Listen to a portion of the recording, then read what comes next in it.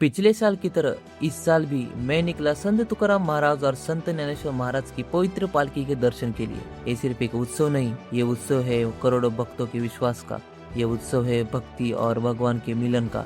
ये उत्सव है ज्ञानबा तुकाराम के जय घोष से गुजरते महाराष्ट्र का। हर साल देहू से संत तुकाराम महाराज की पालकी और आळंदी से संत ज्ञानेश्वर महाराज की पालकी प्रस्थान करती है, जो लगभग 21 दिनों की पदयात्रा तय करते हुए श्री विठ्ठल रुक्मिणी मंदिर पंढरपुर पहुंचती है। तो इस साल मैं और मेरा दोस्त सूरज निकल पड़े संत तुकाराम महाराज और संत ज्ञानेश्वर महाराज की पालकी का दर्शन के लिए। हमने अपना सफर शुरू किया सिंहगढ़ कॉलेज से श्रीमंत दगड़ू शेठ हलवाई गणपति मंदिर की ओर, और जहां कुछ ही देर में दोनों पावन पालकियां आने वाली थी। गाड़ी निकालने में तकलीफ न हो इसलिए हमने 1 किलोमीटर दूर पार कर दी, क्योंकि भीड़ बहुत होने वाली थी। फिर जब हम रास्ते से गुजर रहे थे तब मुझे कुछ अलग ही वाइब और एनर्जी महसूस हो रही थी। जगह जगह विठ्ठल का नाम जय घोष गूंज रहा था। बच्चों से लेकर बुजुर्गों तक हर किसी के मुख पर बस एक ही नाम था, विठ्ठल विठ्ठल माऊली माऊली।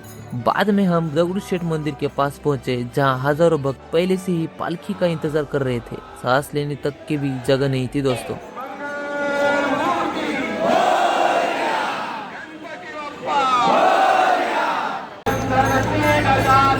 पुलिस अधिकारी पूरी कोशिश कर रही थी कि स्थिति को संभाला जा सके। उन सभी को दिल से सलाम। करीब 10 मिनट के बाद दूर से संत तुकाराम महाराज की पालकी दिखाई देने लगी, जो दगड़ू शेठ मंदिर के सामने आकर रुकने वाली थी। भीड़ इतनी ज्यादा थी कि हर कोई फोटो और वीडियो निकालने में लगा हुआ था। एक जगह स्थिर खड़े रहना भी बहुत मुश्किल हो रहा था। तो ये रही संत तुकाराम महाराज की पावन पालकी।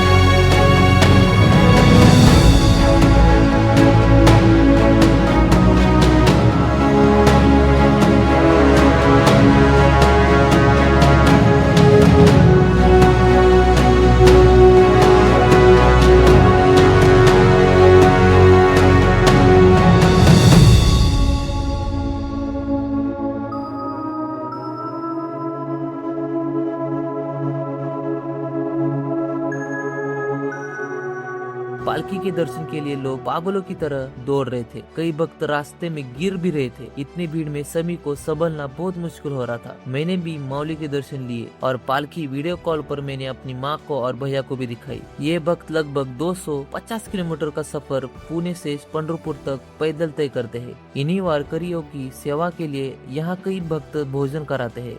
कोई बिस्कुट देता है तो कोई चिप्स, ताकि थके हुए माऊली को थोड़ा सहारा मिल सके। इसके बाद संत ज्ञानेश्वर महाराज की पालकी आने वाली थी। दगड़ू शेठ मंदिर के पास अब पहले से भी ज्यादा भीड़ हो चुकी थी। कोई खंबे पर चढ़ा था तो कोई दुकान के ऊपर, तो कोई मंदिर की दीवारों पर बैठा था, बस एक झलक पाने और स्वागत करने के लिए। ये भक्तों और भगवान का ऐसा संगम था जिसे हमने भी करीब से महसूस किया। जैसे ही संत ज्ञानेश्वर महाराज की पालकी आई, वैसे ही लोग फिर से उसके पीछे दौड़ने लगे। कई लोग गिर रहे थे लेकिन दर्शन लेकर ही रुक रहे थे। मैंने भी उसी तरह माऊली के दर्शन लिए।